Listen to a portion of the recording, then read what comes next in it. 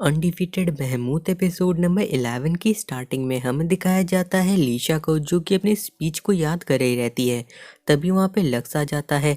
लीशा कहने लगती है उसे इन सभी चीज़ों की आदत नहीं है, वो कभी एक प्रिंसेस की तरह रही ही नहीं है। उसके बाद वो लक्स से उसका जवाब पूछने लगती है ताकि वो उसे अनाउंस कर सके। लक्स फिर सोचता है लीशा ने उससे पूछा था नाइट बनने के बारे में, लेकिन तभी लीशा कहने लगती है उसे अभी तुरंत जवाब देने की जरूरत नहीं है। आगे में रूइंस के अंदर का सीन दिखाया जाता है, जहाँ पे वहाँ की मैनेजर आके बताती है कि उन्होंने रूइंस को पूरी तरीके से एक्टिवेट कर लिया है और साथ ही साथ डिवाइन डायमंड तैयार हो गया है एक ड्रैग राइड का। रूइंस के मैनेजर ने हाइस को क्रिएटर कहा रहता है। ये सुन के हाइस कहती है लगता है हम अपने प्लान को एग्जीक्यूट करने के लिए तैयार हैं। हाइस की ये सारी बातें वहाँ पे खड़ी होकर योरुका सुन रही रहती है। फिर योरुका वहाँ से जाने लगती है। सान्या पूछती है क्या वो लोग उसके ऊपर भरोसा कर सकते हैं। हाइस कहती है वो उसे एडमायर करती है तो वो लोग उसके ऊपर भरोसा कर सकते हैं। और वैसे भी योरुका सिर्फ उनके गेम के अंदर की एक प्यादी है। फिर हाइस उसी पर्ल की मदद से वहाँ पे कुछ करने लगती है और एक इवल सी स्माइल देती है। देन हमें दिखाया जाता है लक्स और आयरी को, जो कि कैपिटल आए रहते हैं। वहाँ के प्राइम मिनिस्टर कहते हैं उन्होंने यहाँ पे बुलाया है उन्हें किसी जरूरी टॉपिक के ऊपर बात करने के लिए, जिसे वो लोग पब्लिक के सामने नहीं आने दे सकते हैं सिक्योरिटी रीजन के कारण। कुछ लोग इंपीरियल कैपिटल के ऊपर वापस से कब्जा करना चाहते हैं और वो लोग हैं पुराने एम्पायर के बचे हुए कुछ लॉयल लोग, जो कि एक साथ आए हैं और प्लान कर रहे हैं। तभी वो बूढ़ा इंसान कहने लगता है कि जो उनका लीडर है उसका नाम है रैगरीड। ये सुन के लक्स काफी हैरान होता है और फिर वो लोग बताते हैं कि वो लोग अपने प्लान को एग्जीक्यूट करने वाले हैं ऑल ड्रैगन बैटल के बाद, यानी कि वो लोग ये काम तब करेंगे जब किंगडम के अंदर फाउंडिंग फेस्टिवल चला रहेगा। वो लोग ऐसा इसलिए करना चाहते हैं क्योंकि उस टाइम पे कैपिटल के सारे गार्ड इधर उधर फैले हुए रहेंगे। लक्स पूछता है तो आखिर वो लोग चाहते क्या है, लक्स को क्या करना होगा। प्राइम मिनिस्टर कहते हैं वो चाहते हैं कि लक्स उनका सबसे ज्यादा सीक्रेट वेपन बने। उनके जासूसों के हिसाब से किंगडम के एक विलेज के अंदर जो कि खाली पड़ा हुआ है, वहाँ पे करीब 100 एबिस छुपे हुए हैं और इंतजार कर रहे हैं। और उन लोगों को लग रहा है कि वहाँ पे उन सभी एबिस को लाया गया है हॉर्न की ताकत की मदद से। उन्हें उन सभी को वहाँ से हटाना होगा इससे पहले कि वहाँ पे रेबल आर्मी आ जाए। इसीलिए वो लोग चाहते हैं कि उन सभी एबिस का लक्ष्य चारा बने। ये सुन के आयरी कहने लगती है कि उसका भाई भी इतने सारे एबिस के सामने नहीं टिक पाएगा। तो फिर हेडमास्टर कहने लगते हैं कि उनकी हेडमास्टर और नाइट स्क्वाड्रन ने जो किया है उसे वो लोग माफ कर देंगे अगर वो लोग इस चीज को मान ले। ये सुन के लक्स उनकी बात को मान जाता है, लेकिन तभी वो बूढ़ा इंसान कहने लगता है इसके साथ साथ तुम लोगों को ऑल बैटल फेस्टिवल को भी जीतना होगा। आयरी कहने लगती है ये पूरी तरीके से गलत है, लेकिन लक्स कहने लगता है कि वो ठीक रहेगा। सैलिस के फादर को भी ये सारी चीजें कुछ खास पसंद नहीं आ रही रहती।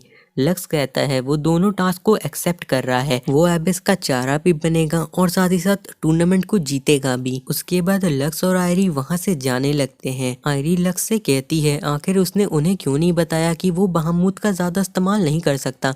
उसे पता है ना कि वो कितनी देर तक बहामूद का इस्तेमाल कर सकता है। लक्स कहता है उसे पता है, लेकिन किसी न किसी को तो ये करना होता ना, और वैसे भी लक्स इसे करने का कोई ना कोई तरीका ढूंढ ही लेगा। आयरी कहती है हमेशा ऐसा क्यों होता है, उसने सोचा था कि वो लक्स को प्रोटेक्ट कर पाएगी लेकिन वो नहीं कर पाई। लक्स कहने लगता है वो उसे काफ़ी ज़्यादा चिंता करवाता है और वो इसके लिए सॉरी चाहता है। तभी आयरी उसके ऊपर सर रख के सोने लगती है। फिर हमें दिखाया जाता है लक्स लीशा से अपने वाइवर्न के अंदर कुछ चेंजेस करने को कह रहा रहता है। लीशा कहती है उससे कुछ फर्क नहीं पड़ने वाला, लेकिन लक्स कहता है उसे ज़रूरत है और फिर वो लीशा को थैंक यू कहता है और फिर लक्स अपने वाइवर्न को देखने लगता है। तभी उसे महसूस होता है कि वहाँ से योरुका भागी है। लक्स उसके पीछे जाता है और वहाँ पे योरुका रहती है। योरुका फिर कहने लगती है उसे काफी खुशी हुई लक्स से वापस मिल के। उसके बाद योरुका लक्स से कह रही रहती है उसे संभल के रहना चाहिए, वो आर्केडिया एम्पायर का सर्वाइवर है। लक्स उससे पूछता है वो यहाँ पे क्यों आई है। योरुका कहती है वो यहाँ पे उससे लड़ने नहीं आई है। तो फिर लक्स पूछता है वो उससे सवाल पूछ सकता है। योरुका कहती है ठीक है, वो उसके सवालों का जवाब देगी। लक्स पूछता है कि पिछली बार उसने कहा था वो यहाँ पे लड़ाई इसलिए करी है क्योंकि उसने कोई कॉन्ट्रैक्ट किया है, तो आखिर वो अभी भी इस कॉन्ट्रैक्ट को क्यों मान रही है जब यहाँ पे एम्पायर रहा ही नहीं। ये सुन के योरुका कहती है एक प्रॉमिस को बनाए रखने के लिए जो कि उसने अपने भाई से किया था, वो जब से छोटी थी उसके पास एक खास टैलेंट है, वो किसी के अंदर की भी किलिंग इंटेंट को महसूस कर सकती है और उसे बिना हेजिटेशन के मार सकती है। उसके फादर उसे हार्टलेस मॉन्स्टर के नाम से बुलाते थे। फिर उसके फादर की डेथ हो गई एक बीमारी के चलते और उसके जुड़वा भाई को वहाँ का राजा बना दिया गया एक बहुत ही छोटी उम्र में। उसका भाई उससे काफी अलग था, वो थोड़ा बीमार रहता था लेकिन उसके पास एक इंसान का दिल था। वो हमेशा किंगडम और उसके लोगों को प्रोटेक्ट करना चाहता था, साथ ही साथ वो योरुका को भी प्रोटेक्ट करना चाहता था। लेकिन फिर एम्पायर ने उनके किंगडम को तबाह कर दिया। ये सुन के लक्स कहता है क्या उसके फादर ने उसे फोर्स किया था ताकि वो एक कॉन्ट्रैक्ट करे और उसके भाई को होस्टेज बना के रखा था। लेकिन फिर योरुका कहने लगती है कि लक्स उसके भाई के जैसा काफी हद तक है, भले ही उसके बाल और आंखें उससे काफी अलग हैं, लेकिन फिर भी उसके भाई की बहुत ही पहले डेथ हो चुकी है। लेकिन वो अभी भी इस कॉन्ट्रैक्ट को तोड़ नहीं सकती है ताकि वो उस प्रॉमिस को बनाए रखे और अपने मरे हुए भाई को अपनी लॉयल्टी दिखा सके। इसीलिए वो चाहती है इस नए एम्पायर को तबाह करना ताकि वो अपने कॉन्ट्रैक्ट को पूरा कर सके जो कि उसने उसके फादर से किया था। फिर वो वापस से लक्स से पूछती है कि आखिर उसका क्या प्लान है इस एम्पायर को लेके। लक्स कहता है वो इसे डिस्ट्रॉय नहीं करना चाहता।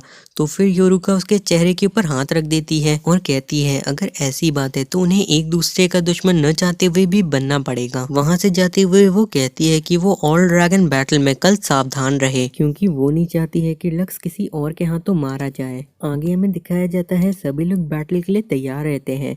हेडमास्टर सभी से थैंक यू कह रही रहती हैं रीस आइलैंड पे उनकी मदद करने के लिए। लेकिन आज उन लोगों को लड़ना होगा और जीतना होगा नए किंगडम और अपने भले के लिए। ऑल ड्रैगन बैटल में दो तरह की लड़ाइयाँ होंगी। पहले दिन पे होंगे सिर्फ 1-on-1 मैच और दूसरे दिन में होंगे टीम बैटल्स। वो लोग पहले मैच में हार गए थे बहुत ही बुरी तरीके से, लेकिन फिर क्लूसिफर, सैलिस और फिल्फी तीनों ने ही मैचेस को जीत लिया। और अगर लक्स और लीशा बचे हुए मैचेस को जीत लेते हैं तो पहले दिन के हिसाब से वो लोग लीड में आ जाएंगे। लीशा आयरी से पूछती है कि लक्स का अपोनेंट कैसा है। आयरी बताती है वो थोड़ा ताकतवर है लेकिन उसे लगता है कि ये बैटल जल्द ही खत्म होने वाली है। फिर हमें दिखाया जाता है लक्स अपनी गन से उसके ऊपर फायर कर रहा रहता है। तभी लक्स का अपोनेंट अपने ड्रैग राइड के साथ लक्स के काफी करीब आ जाता है तो लक्स हाउलिंग रोअर का इस्तेमाल करता है जिससे वो ड्रैग राइड वाला पीछे हट जाता है और अपनी तलवार को फेंक के लक्स के ऊपर हमला करता है। लेकिन लक्स उसकी तलवार को पकड़ के उसी के ऊपर फेंक देता है जिससे उसके ड्रैग राइड में एक धमाका हो जाता है। रेफरी वहां पे ऐलान कर देती है कि ये मैच जीत लिया है लक्स ने। क्लूसिफर कहती है कोई ना कोई गड़बड़ है क्योंकि उसे ये टाइटल मिला है क्योंकि वो अपनी ताकत को हमेशा बचा के रखता है और इंतजार करता है कि मैच टाइम आउट से फिनिश हो जाए। लेकिन इस बार उसे देख के लग रहा था कि वो जीतने की जल्दी में है। आगे में दिखाया जाता है लक्स वहां से जा रहा रहता है। आयरी उसके पास आके कहती है उसे आराम करने का तो टाइम ही नहीं मिला। लक्स कहता है अगर वो कल टीम बैटल के लिए नहीं आ पाया तो सभी को गुड लक वो उसकी तरफ से कह दे। आयरी फिर लक्स को कहती है कि वो अपना ध्यान रखे और फिर लक्स अपने वाइवर्न की तलवार को निकालने लगता है। देन हमें दिखाया जाता है कि अगली बारी रहती है लीशा की और आयरी उसे गुड लक कहती है। लीशा भी कहने लगती है कि वो इस मैच को जीत कर रहेगी। लीशा के जाने के बाद वो सोचने लगती है उसे उम्मीद है कि सब कुछ ठीक ही जाएगा। आगे आयरी कहने लगती है शुरुआत में तो सारी लड़ाई ठीक से जा रही थी, ऑडियंस भी काफी खुश थी, लेकिन जैसे ही बैटल अपने आधे रास्ते में पहुंची कुछ गलत होने लगा। और फिर हमें दिखाया जाता है लीशा अपने दुश्मन पे फायर कर रही रहती है। उसका अपोनेंट आके क्लोज रेंज में उसके ऊपर हमला करने की कोशिश करता है। लीशा अपने ड्रैग राइड के साथ हवा में चली जाती है और वहाँ पे फायर करने की कोशिश करती है, लेकिन पता नहीं क्यों फायर नहीं होता और उसका जो ड्रैग राइड रहता है वो अजीब सा बिहेव करना शुरू कर देता है।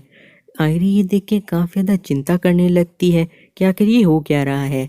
तभी लीशा का पूरा ड्रैग राइड उसके कंट्रोल से निकल जाता है और वहाँ की ऑडियंस के ऊपर हमला करने लगता है, जिसे वहाँ के ड्रैग राइड रोकने की कोशिश करते हैं। लीशा कहती है ये वो नहीं कर रही है।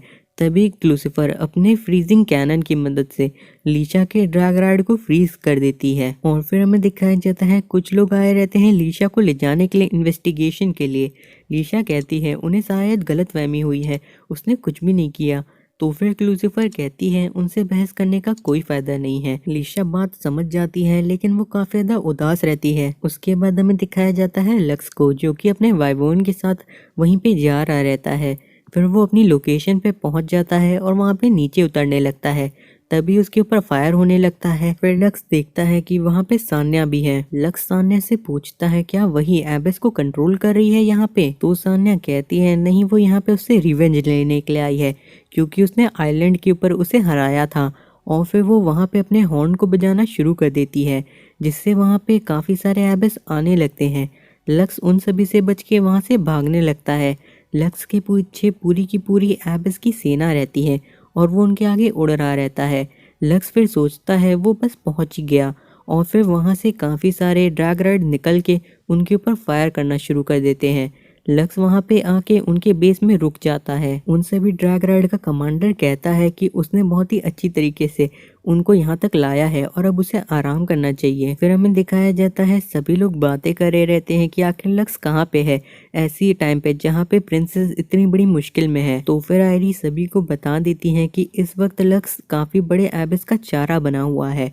तो फिर सैलिस कहने लगती है उन्हें लक्स की मदद करनी होगी, लेकिन आयरी कहती है वो लोग ऐसा नहीं कर सकते, क्योंकि उनमें से एक डिमांड थी कि उन्हें ऑल ड्रैगन बैटल को जीतना होगा, और अगर वो लोग टूर्नामेंट को छोड़ देंगे तो उनकी सारी मेहनत बेकार हो जाएगी।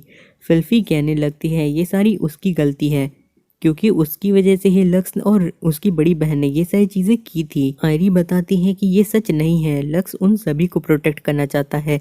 लक्स की पुरानी आदत है दूसरों के कंधे के भार को अपने कंधे पे ले लेने की। तभी क्लूसिफर कहने लगती है उन्हें भी लक्स की मदद करनी होगी, जब वो उनके लिए लड़ रहा है तब उन्हें अभी वही करना होगा जो कि उनके हाथ में है। ये सुन के सैलिस कहती है उसे लग रहा है कि वो बात करी है लीशा के केस के बारे में। नकोटो फिर कहने लगती है कि यहाँ पे सिर्फ एक ही ड्रैग राइड है जो कि लीशा के ड्रैग राइड को कंट्रोल कर सकता है, वो है एम्पायर के ड्रैगर योरुका। क्लूसिफर कहती है उन्हें उसे ढूंढना होगा और पकड़ना होगा ताकि ऐसा कुछ दोबारा न हो, साथ ही साथ उन्हें लीशा को भी बचाना होगा। और फिर हमें लक्स को दिखाया जाता है जो कि वहाँ पे लेट के सोच रहा रहता है आखिर सान्या वहाँ से कहाँ डिसअपियर हो गई, और पता नहीं क्यों उसे ऐसा लग रहा है कि वो लोग किसी जरूरी चीज पे ध्यान नहीं दे रहे हैं। फिर हमें दिखाया जाता है बाहर काफी सारे ड्रैग राइड किसी के ऊपर फायर करने लगते हैं और वहाँ पे धमाके होने लगते हैं। लक्स इनकी आवाज से बाहर जाता है और देखता है कि उसके सामने रेबल आर्मी है। फिर लक्स देखता है कि वहाँ पे कोई जिंदा है। वो इंसान लक्स को बताता है एबिस के हमले के बाद वहाँ पे रेबल आर्मी आ गई और उनके ऊपर हमला करने लगी। लक्स कहता है उन्हें तो टूर्नामेंट के बाद आना चाहिए था, तो ये सब कुछ पहले से ही उनका प्लान था।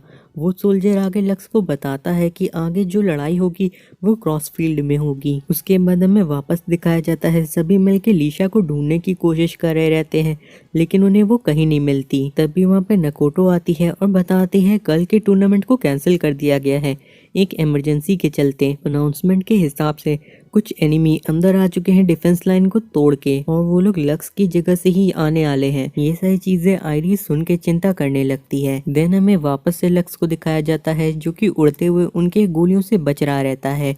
तभी लक्स किसी को देख के हैरान हो जाता है, और वो और कोई नहीं रैगरीड रहता है जो कि लक्स को देख के काफी खुश हो रहा रहता है। रैगरीड कहता है ये कैपिटल खत्म होने वाली है, और ऐसा होते ही वो फॉर्मर एम्पायर के नाम पे खुद को एम्परर बना लेगा यहाँ का। लक्स कहने लगता है तुम्हारे पीछे ये जो बड़ी सी सेना है, क्या तुम्हें लगता है ये लोग पूरी तरीके से पुराने एम्पायर के लिए लॉयल हैं? इनमें से ज्यादातर को दूसरी नेबर कंट्री ने भेजा है एस्टिमाटा के ऊपर कब्जा करने के लिए, तुम से वो सिर्फ उनके लिए एक इस्तेमाल होने वाले पपेट हो। ये सुन के रैगरीड हंसना शुरू कर देता है। फिर वो कहता है जब तक वो यहाँ का एम्परर है वो यहाँ की ताकत का पूरी तरीके से इस्तेमाल कर सकता है, वो यहाँ पे कुछ भी कर सकता है लोगों के साथ और यहाँ की चीज़ों के साथ। वो यहाँ पे सबके अंदर अपनी दहशत फैला के रख सकता है, यही उसके लिए बहुत होगा। लक्स कहता है अगर वो ये सब करना चाहता है तो ये वो तभी कर पाएगा जब लक्स मर चुका रहेगा। ये सुन के रैगरीड चिल्लाने लगता है और कहता है ये काफी बड़ी बात कह दी तुमने हारे हुए प्रिंस। और फिर लक्स और रैगरीड एक दूसरे से लड़ना शुरू कर देते हैं। रैगरीड भारी पड़ रहा रहता है लक्स के। रैगरीड फिर कहता है उसने बहामुद का इस्तेमाल क्यों नहीं किया। वैसे वो उसे बताना चाहता है कि उससे भी बड़ी कलामिटी आने वाली है नए एम्पायर के ऊपर, एक ऐसी ताकत जो कि रैग्नारॉक से भी कई गुना ताकतवर है। फिर हमें दिखाया जाता है एक काफी बड़े से पैर को, जिसे देख के लक्स काफी ज्यादा हैरान हो जाता है कि आखिर वो क्या है। और फिर हमें दिखाया जाता है एक बड़ी सी चीज बढ़ रही रहती है एम्पायर की ओर। उसे देख के रैगरिड मुस्कुराने लगता है और फिर वो कहता है ये है फिफ्थ रूइन, द जायंट। फिर हमें रूइंस के अंदर का सीन दिखाया जाता है जहाँ पे हाइस उसे कंट्रोल करवा रही रहती है वहाँ की मैनेजर से। रैगरिड कहता है वो कुछ भी नहीं कर पाएगा अपने वाइवर्न की मदद से इतनी बड़ी आर्मी और एक जायंट के खिलाफ। लक्स फिर याद करता है कि आयरी ने उससे क्या कहा था कि वो बहामुत का कितना इस्तेमाल कर सकता है, लेकिन फिर लक्स अपनी तलवार निकालने लगता है और सोचता है उसके पास और कोई चॉइस नहीं है।